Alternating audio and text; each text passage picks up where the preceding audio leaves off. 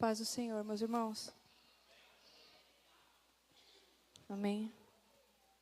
Antes de eu ler o texto dessa noite, sabe que eu ainda fico impressionada em como as coisas do Senhor são organizadas. Como o reino de Deus é organizado. Isso aí, sabe que esse texto estava no meu coração antes mesmo de ser colocado a playlist. Mesmo antes do Paulinho fazer aqui o momento profético. E ontem a gente teve uma reunião e ali conversamos sobre algumas coisas. E a hora que terminou eu brinquei, falei, só para deixar claro que a minha palavra já estava pronta, tá? Antes de eu vir para a reunião, porque vai parecer que eu plagiei tudo que a gente conversou aqui. Mas não é. Mas o reino de Deus é uma coisa organizada. Essa semana, eu tinha pedido para uma pessoa, que não é nem da igreja, fazer para mim uma arte de um ministério. E eu estava refletindo sobre esse ministério. E a hora que ela me manda a arte do ministério, e ela me manda o áudio explicando do porquê que ela escolheu aquela foto, aquela arte, aquela imagem. Gente, ela conseguiu pensar igualzinho eu pensei. Como? Ela não, nem da igreja ela é. Sei lá se ela segue a gente no Instagram, não sei. Mas como que ela conseguiu pensar exatamente o que eu estava refletindo sobre aquilo e transmitir naquela imagem exatamente aquilo que eu também estava pensando? Esse é o reino de Deus, é um negócio organizado. Isso me impressiona até hoje. E eu não consigo fingir costume com essas coisas ainda. Então eu quero ler com vocês João no capítulo 4. A conversa de Jesus com a samaritana. E eu vou ler do capítulo 4, do verso 1 até o verso 8. E depois eu vou ler do 27 a seguir. Diz assim: os fariseus ouviram falar de Jesus, que Jesus estava fazendo e batizando mais discípulos do que João. Embora não fosse Jesus quem batizasse, mas os seus discípulos. Quando o Senhor ficou sabendo disso, saiu da Judeia e voltou uma vez mais à Galileia. Era-lhe necessário que ele passasse por Samaria. Assim, chegou a uma cidade de Samaria, chamada Sicar, perto das terras de Jacó, perto das terras que Jacó dera a seu filho José. Havia ali um poço de Jacó. Jesus, cansado da viagem, sentou-se à beira do poço. Isso se deu por volta do meio-dia. Nisso veio uma mulher samaritana tirar água. Disse-lhe Jesus: dê-me um pouco de água. Os seus discípulos tinham ido à cidade comprar comida. O verso 27. Naquele momento, os seus discípulos voltaram e ficaram surpresos ao encontrá-lo conversando com uma mulher. Mas ninguém perguntou o que quer saber ou por que está conversando com ela. Então, deixando seu cântaro, a mulher voltou à cidade e disse ao povo: venham ver um homem que me disse tudo quanto eu tenho feito. Será que ele não é o Cristo? Então saíram da cidade e foram para onde ela estava. Enquanto isso, os discípulos insistiam com ele: mestre, come alguma coisa. Mas ele lhe disse: tenho algo para comer que vocês não conhecem. Então os seus discípulos disseram uns aos outros: será que alguém trouxe comida? Disse Jesus: a minha comida é fazer a vontade daquele que me enviou e concluir a sua obra. Vocês não dizem, daqui a 4 meses haverá colheita? Eu digo a vocês, abram os olhos e vejam, os campos eles estão maduros para a colheita. Aquele que colhe recebe o seu salário e colhe fruto para a vida eterna. De forma que se alegram juntos os que semeiam e os que colhem. Assim é verdadeiro o ditado: um semeia e o outro colhe. E eu vos enviei para colherem o que vocês não cultivaram. Outros realizaram o trabalho árduo e vocês vieram usufruir do trabalho deles. Muitos samaritanos daquela cidade creram nele por causa do seguinte testemunho dado pela mulher. Ele me disse tudo quanto tenho feito. Assim, quando se aproximaram dele, os samaritanos insistiram que ele ficasse, e ele ficou por 2 dias.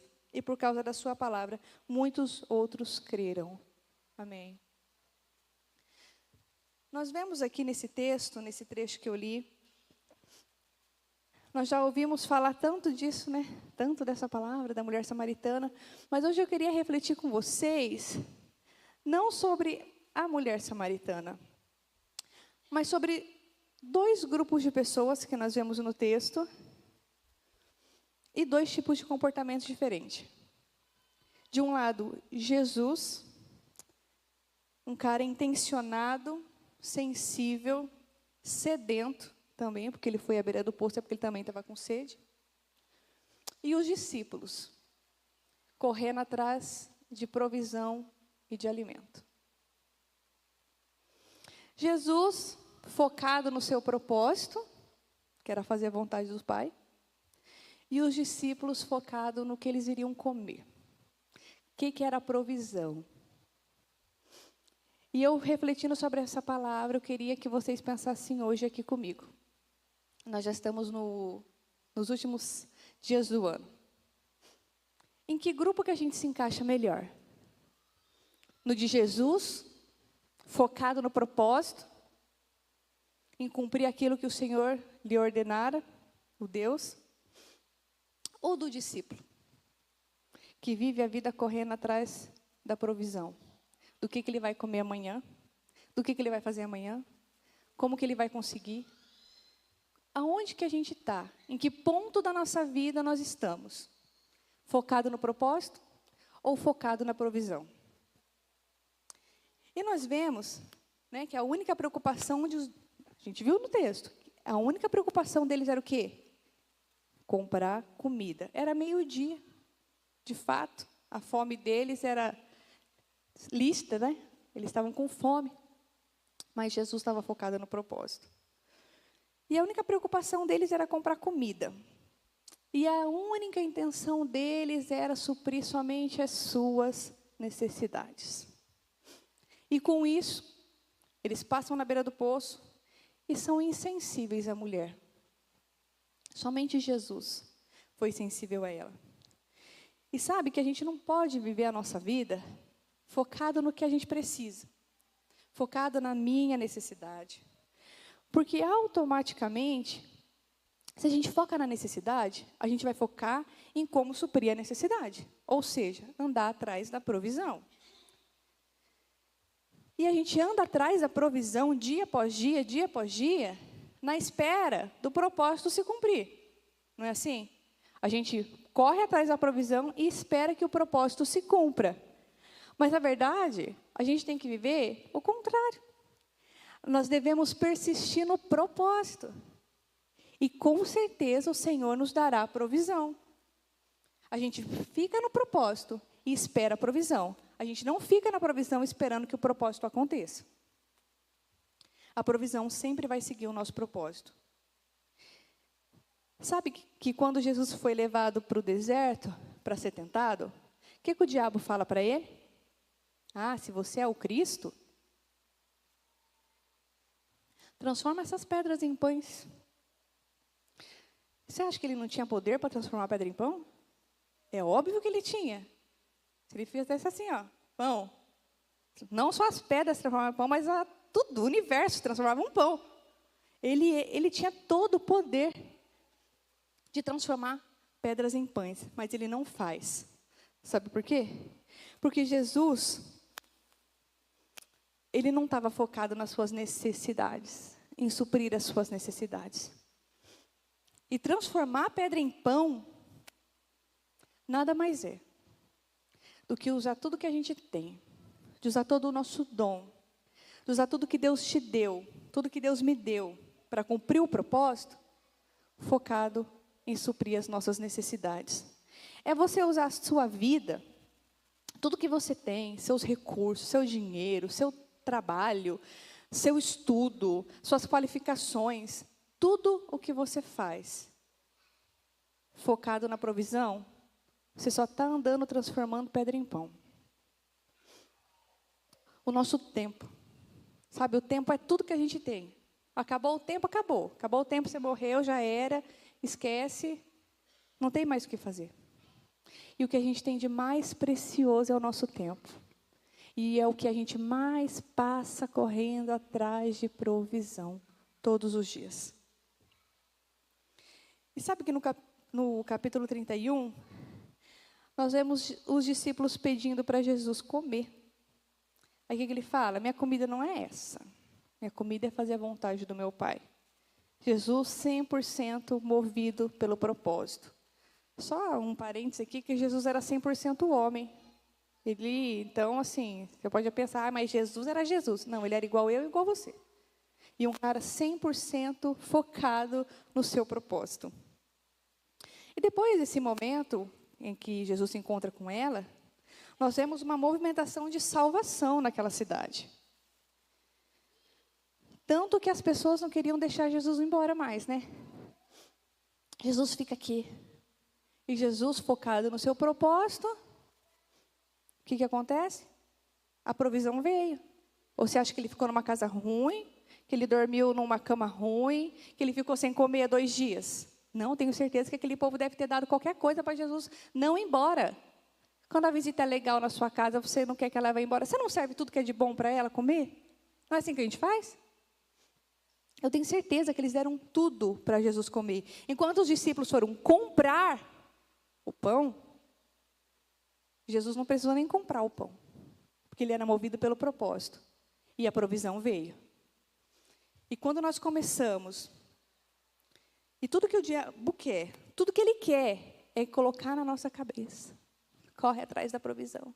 Corre atrás da provisão e o propósito vai te alcançar. Não, não é isso. Nós não podemos andar pela provisão. E aí você me pergunta, tá, mas como é que eu vou saber se eu ando pela provisão ou se eu ando pelo propósito? Sabe quando você anda pelo propósito? Você se importa com as pessoas. A gente já está caminhando para o final do ano, né? E eu faço uma pergunta para você.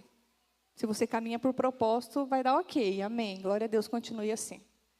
Quantas pessoas se assentaram junto com você esse ano? Quantas pessoas foram lá na sua casa, sentaram no seu sofá, ou você fez algum atendimento? Com quantas pessoas? Quem que você acompanhou durante esse ano? Quem que são seus discípulos? Quantas almas nós ganhamos para Jesus nesse ano de 2024? Quando o nosso foco é na provisão, a gente faz qualquer coisa, gente, não faz? A gente levanta cedo, a gente levanta mais cedo, 2 horas mais cedo, a gente arruma 2 empregos, 3 empregos, né? A gente trabalha de noite, fora de hora. A gente faz coisa assim, ó, no foco da provisão.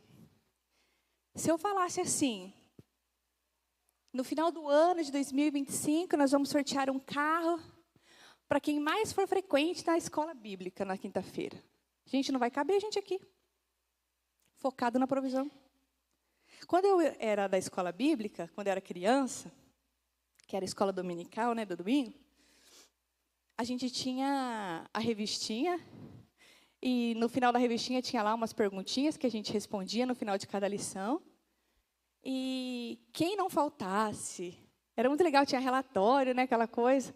Quem não faltasse, quem levasse sempre uma oferta, quem fizesse a lição certinha, decorasse o textuário, respondesse tudo, fosse no culto infantil, né, ganhava um prêmio, ganhava um presente no final do trimestre. Eu sempre ganhava, porque eu não faltava. Mas qual que era o meu foco? Era o presente. Meu foco era o presente no final do trimestre. O que minha professora ia dar para mim? E a gente vive assim também. Tenho certeza que se falasse que vai ter qualquer coisa aqui, fala que depois todo culto de domingo tem janta. Vai ter gente aqui. A gente vai dar um prêmio para quem fizer um resumo do estudo da quinta-feira. Vai ter. Por quê? É da nossa natureza, gente, ser movido pela provisão. E aí você me pergunta, Camila, mas qual que é o nosso propósito? já foi lido e falado aqui, o nosso propósito, que está lá em Mateus 28. Que diz assim, vou ler. Então, Jesus aproximou-se deles e disse: foi-me dada toda a autoridade no céu e na terra. Portanto, vão, ide, façam discípulos de todas as nações, batizando-os em nome do Pai, do Filho e do Espírito Santo, ensinando-os a obedecer a tudo que eu lhes ordenei. E eu estarei sempre com vocês. Gente, se você não sabe qual que é o seu propósito, foca nesse. Porque esse aqui é para todo crente. Isso aqui não é individual. Isso aqui não é uma coisa que é só sua. Isso aqui é da igreja. Isso aqui é do povo de Deus. A grande comissão é algo para todo crente. A grande comissão, eu li esses dias que a grande comissão não é a grande sugestão. Não é uma coisa que você faz se você quer. Não é uma coisa que você faz se você acha que você leva jeito para fazer. Não, a grande comissão de ir, de fazer discípulos, ensinando-os, é de todo mundo. É meu, é seu. Não importa quem você seja na ordem do dia. Não é para o pastor, não é para a liderança, não é para o irmão que estudou mais, não é só para quem fez teologia. Não. A grande comissão, essa tarefa é minha e é sua. São das pessoas que fazem parte do reino. Quem que são essas pessoas? Se a gente focar, não, porque a grande comissão é só do pastor. Ele não vai dar conta. Essa ordenança de ir, de fazer discípulos, é para todo discípulo. E se você segue Jesus, você é um discípulo. Então isso é para qualquer um. É para mim, é para você, sim. É uma ordenança, não é uma sugestão, não é uma boa ideia, não é uma coisa legal, sabe? Não é. É de fato perder tudo com amor e com alegria, igual a gente canta. É abrir mão do que a gente quer, do nosso desejo de correr atrás da provisão, do nosso desejo de ter uma coisa melhor, de buscar algo. Não estou falando que isso não é bom, é bom. Mas você entende que onde que está o seu foco? O que faz com que você se mova? É uma ordenança, o ID é uma ordenação do Senhor Jesus para todo mundo. Não é só para alguns. Isso não é para um grupo seleto de pessoas. Não, é para mim e é para você. A grande comissão é para todo mundo. E à medida que a gente vive em busca do suprimento, em busca da provisão, a gente vai ficando insensível às pessoas e às coisas. Eu vou falar mais uma vez, com quantas pessoas você sentou e você chorou? Você sentou, você se alegrou. Quantas pessoas você teve junto? Estava passando por um momento difícil, estamos aqui. Vamos junto, eu vou te acompanhar. Para quantas pessoas nós falamos de Jesus? Gente, essa lapada foi para mim também. Só deixar bem claro, né, que primeiro é para nós. Para quantas pessoas nós falamos de Jesus? Quantas pessoas caminham do nosso lado que não conhecem a Jesus e a gente se finge de demência? A gente finge que a gente não está vendo, a gente põe uma venda nos olhos e quer esse Jesus bom, maravilhoso e um céu só para mim? Não. A grande comissão, ide fazer discípulos, é para todos nós. Se coloque na posição, tenha coragem de assumir a sua posição no reino. E de fazer discípulos, falar de Jesus, pregar para as pessoas.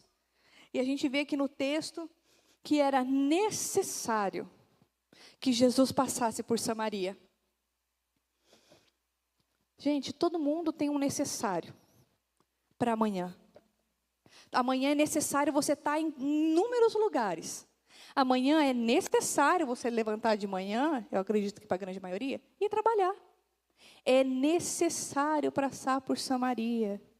E todos nós temos o nosso necessário. Só que Jesus foi sensível no necessário dele. Quando ele passou por uma coisa que ele precisava passar, era necessário que ele passasse por lá. E amanhã, você vai ter que levantar cedo, você vai ter que ir para a sua faculdade, sei lá o que você faz de manhã. Você estuda, se você trabalha. É necessário você cruzar com o teu vizinho, falar um bom dia para ele. É necessário. para cada um de nós, vai ser necessário estar em algum lugar, daqui a pouco. Na hora que a gente pisar o pé fora daqui, vai ser necessário você estar em algum lugar. Agora, para Jesus era necessário, e os discípulos estavam lá, seguindo ele. Mas o único que foi sensível àquela mulher lá no poço foi Jesus. E nós precisamos andar sensíveis às coisas que nos acontecem durante o nosso necessário. Eu não estou falando para você largar tudo aqui agora amanhã e sair por aí fazendo discípulo e pregando. Não, porque a gente precisa, né? A gente vive ainda nesse mundo, né? Tem que se sustentar, tem que comer, e está cada dia mais difícil se sustentar, né? Mas agora, use o seu necessário para estar sensíveis às pessoas que estão lá, às situações que acontecem lá. Sabe, eu não estou falando de uma sensibilidade de ocasião. Sabe que quando acontece uma tragédia, todo mundo fica sensível, não fica? A gente fica sensível com uma coisa muito grande, né? Com o Rio de Janeiro, com o Rio Grande do Sul debaixo da água. A gente fica sensível, sim. Não tem como a gente não se comparecer daquele povo que passou por tanta coisa difícil. Israel, a gente é sensível, mas essa sensibilidade que eu falo para vocês não é uma sensibilidade de ocasião. É uma vida sensível. Sabe quando você faz coisa fora do seu normal? Quando Jesus fala assim, vai lá e fala para aquela pessoa tal coisa. Vai lá. E depois, esses dias eu falei, meu Deus, a minha prima vai achar que eu sou louca. Vai lá e faz um pix para ela. Eu falei, meu Deus, ela vai achar que eu sei lá que eu estou pensando dela. Mas é sensibilidade, é você estar sensível. E você vai lá e você obedece, você faz coisas fora do comum mesmo. Isso aí é para gente sensível.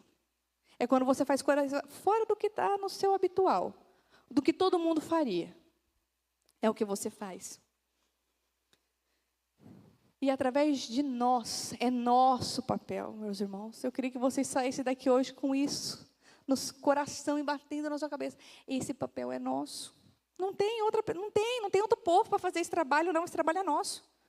É do povo de Deus, é da igreja de Jesus na face da terra. E esse trabalho de levar Jesus para os outros é nosso. Sabe, o evangelho é simples. O evangelho é o poder de Deus. Lá em Romanos, Paulo fala, eu não me envergonho do evangelho, porque é o poder de Deus para a salvação de todo aquele que crê.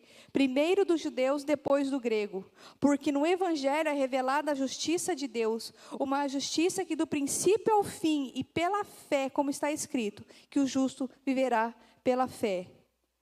Eu não me envergonho do Evangelho. E sabe que falar de Jesus, o emissor, não é importante.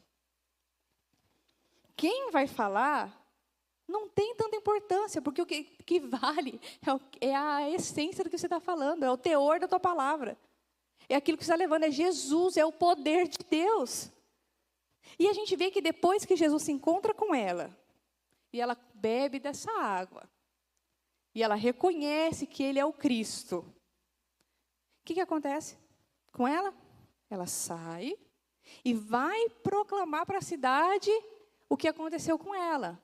E ele falou tudo quanto eu já vivi. Você consegue entender que quem está falando não tem tanta importância? Às vezes você pode pensar assim, mas eu vou falar? Não, ela conhece tudo que eu já fiz de errado para trás. Não, eu não vou falar de Jesus para o meu pai, porque ele já viu tanta coisa errada que eu já fiz. Não, minha mãe, então, meu Deus, ela é a prova viva de todos os meus erros. Não para de pensar assim, porque, gente, a gente vê a mulher que já teve 5 maridos, o 6º nem marido dela era, ou seja, uma mulher adúltera, divorciada, sei lá se ela era viúva, se ela era divorciada, eu não sei, só sei que ela já teve 5 casamentos, era uma mulher não tinha nem vez nem voz naquela época.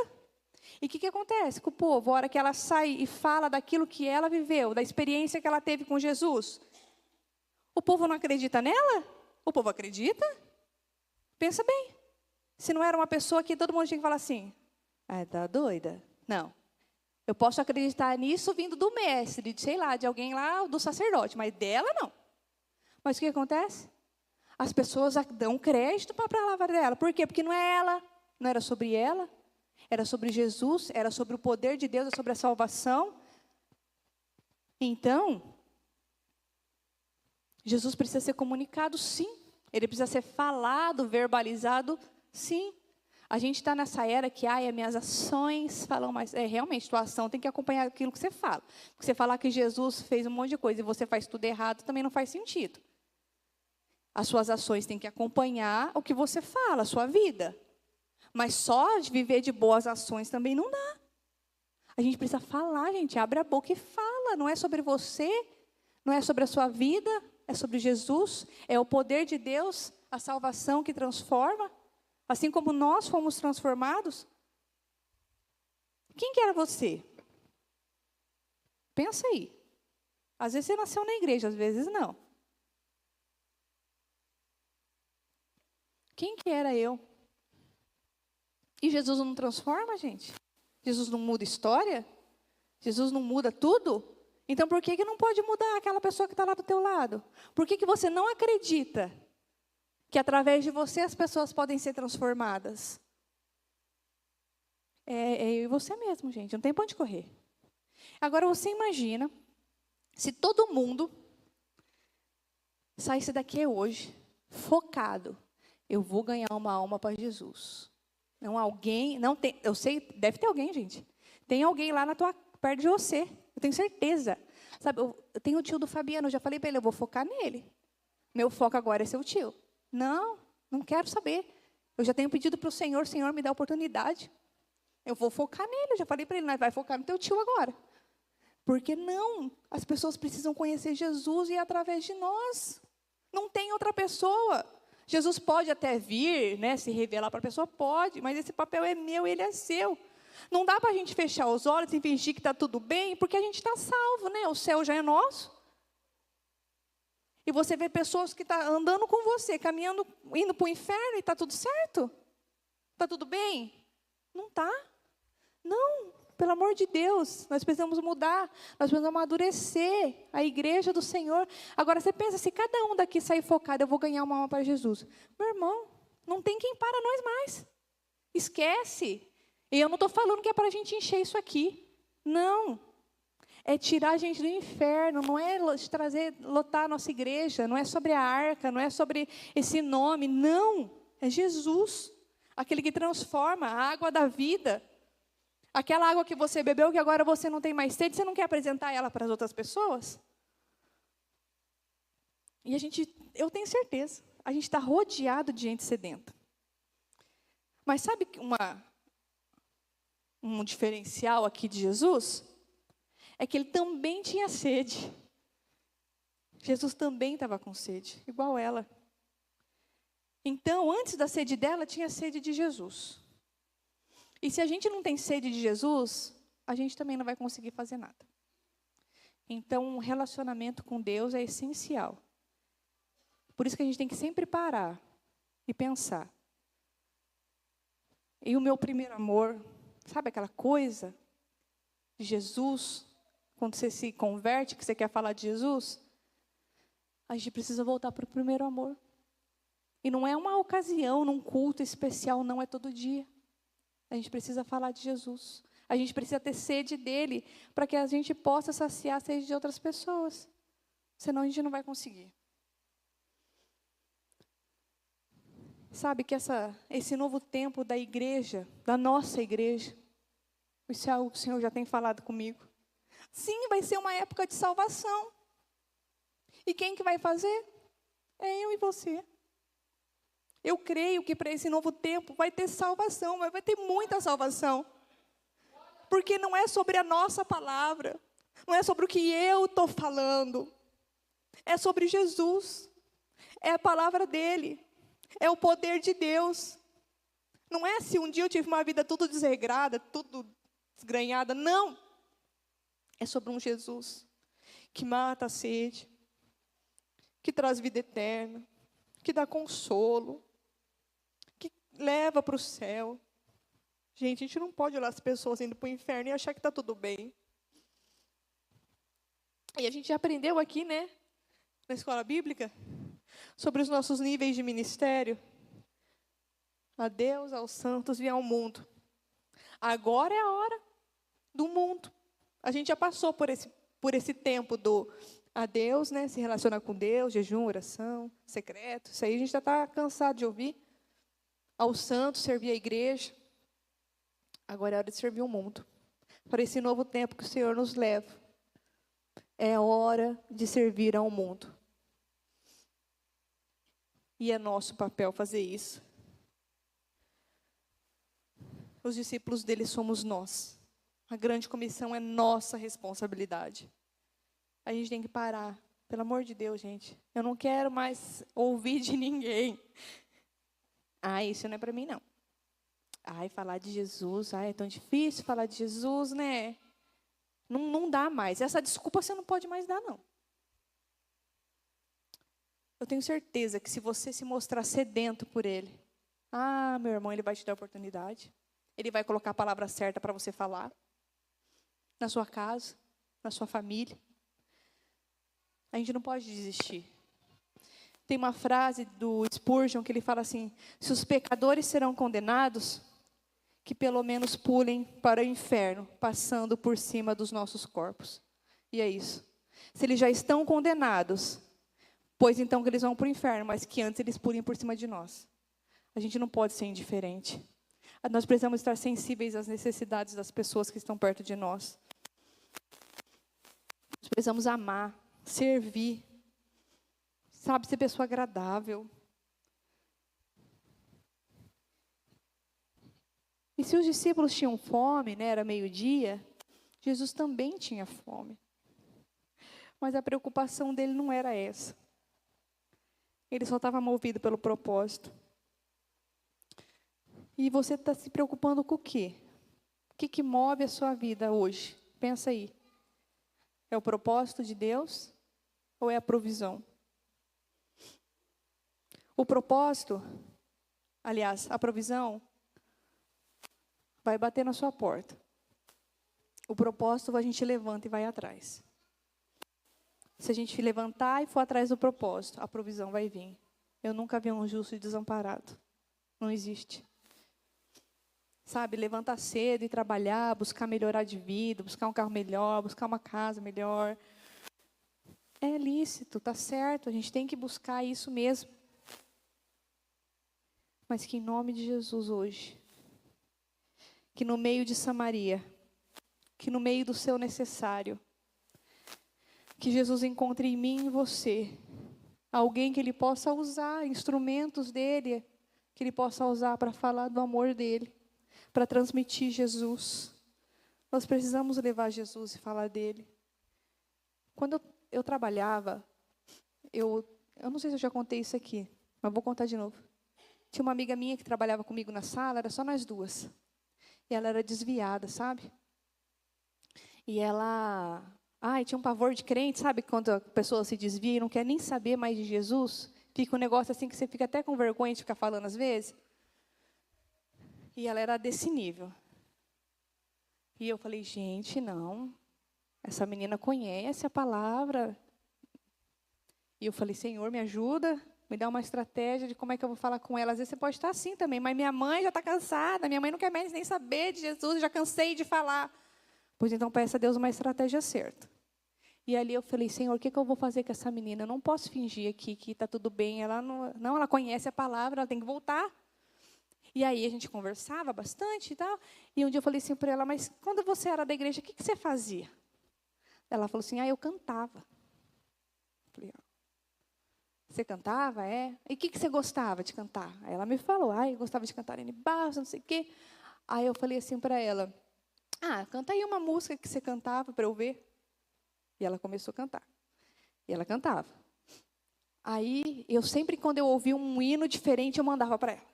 Olha, amiga, escuta esse hino aqui, que lindo. E aí a gente ia. Tinha dia que ela falava assim para mim, Camila, canta aí um louvor. Eu cantava. Se tem uma coisa que eu não tenho vergonha de fazer, é cantar. Falar, eu posso até ter um pouquinho de vergonha, mas cantar eu não tenho, não. E eu cantava para ela. A gente cantou muito, por uns 2 anos. Eu trabalhando ali com ela e a gente cantava junto. Não é mérito meu, né? Porque eu fiz isso, não. Aí teve um dia que ela falou assim para mim, ai Camila, eu estou com saudade da igreja. Eu amo tanto cantar, eu estou com saudade de Jesus. Falei para ela, amiga, então volta. Não era para você ir lá para a minha igreja, não. Falei, volta de onde você saiu. E ela voltou. E glória a Deus que até hoje ela está firme. Hoje ela canta, hoje ela é ministra. E é sobre isso, é sobre a estratégia certa. O Senhor tem.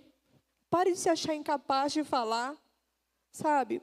Que você não tem capacidade, que você não tem conhecimento. Que conhecimento que eu tinha? Eu mal li a Bíblia, mas eu me incomodei com aquela menina ali, que era desviada. Que um dia já participou de tudo da igreja e que estava vivendo uma vida promíscua. E o Senhor dá a estratégia certa. A gente não pode fingir que nada está acontecendo. O que a gente não pode ser é insensível à sede das pessoas. Queria convidar o grupo de louvor. Sabe, nós já encontramos a água viva. Nós já provamos de Jesus. Nós já sabemos tudo o que Ele faz. Nós não temos sede das coisas do mundo mais, porque nós já provamos dele. Mas e quem que está do nosso lado? A gente é tão egoísta. Isso é egoísmo. Quando a gente já sabe de tudo e vive uma vida abundante em Jesus, e as pessoas do nosso lado não, e a gente finge que nada está acontecendo. Eu creio que para esse tempo de salvação, o Senhor vai levantar discípulos de verdade, que seguem a Jesus, para cumprir a grande comissão. Falar dele, falar do amor dele. Eu queria te convidar a se colocar de pé agora e nós vamos louvar ao Senhor. Eu queria que você fizesse essa oração. Que o Senhor nos dê sensibilidade. Sabe, Senhor, me perdoa por tantas pessoas que passaram pela minha vida e eu me fingi insensível, eu não consegui ver a necessidade dela e eu não falei de Jesus para ela. Não importa se ela já está condenada ou não, mas que se ela vai para o inferno, que antes ela passe por cima de mim. Nós precisamos fazer a nossa parte. Essa é a parte da igreja. Essa é a minha parte. Que o Senhor nos perdoe por todas as vezes que nós não fizemos aquilo que Ele queria que nós fizéssemos. Por nos achar que nós não somos capazes de fazer aquilo que Ele pediu que nós fizéssemos. Ou até mesmo de achar que é coisa da nossa cabeça. Porque às vezes é umas coisas meio louca mesmo, a gente fica pensando é coisa da minha cabeça. Mas não é. Envolto em tua presença,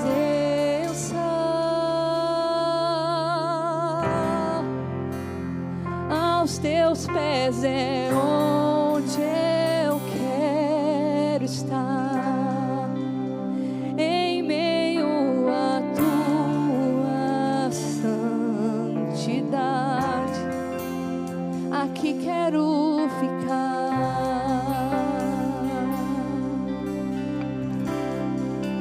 Não vim atrás de bênçãos,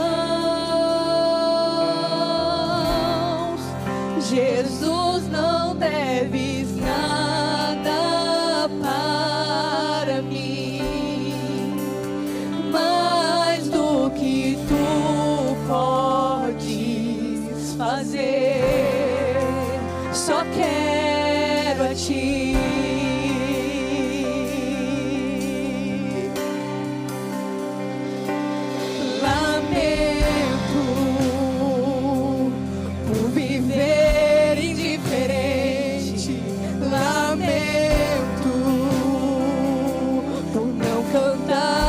Coração, leva-me ao primeiro voo.